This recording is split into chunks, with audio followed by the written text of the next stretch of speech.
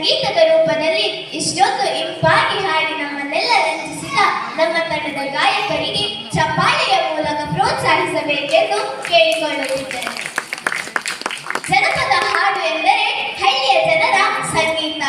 ಜನಪದ ಹಾಡು ತನ್ನತನವನ್ನ ಹಿಂದಿನಿಂದಲೂ ಉಳಿಸಿಕೊಂಡು ಬಂದಿದೆ.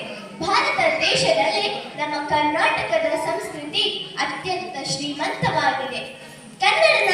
ಕನ್ನಡ ಸಂಸ್ಕೃತಿಯ ಒಂದು ಭಾಗವಾದ ಜಾನಪದ ಗೀತೆಯು ಅತ್ಯಂತ ವೈವಿಧ್ಯಮಯವಾಗಿ ಕನ್ನಡ ನಾಡಿನ ವಿವಿಧ ಪ್ರದೇಶಗಳ ಪ್ರಾದೇಶಿಕ ಸೊಗಡುಗಳನ್ನು ಮುಂದಿನ ಪೀಳಿಗೆಗಾಗಿ ಜೋಪಾನ ಮಾಡಿವೆ ಎಂದರೆ ತಪ್ಪಲ್ಲ.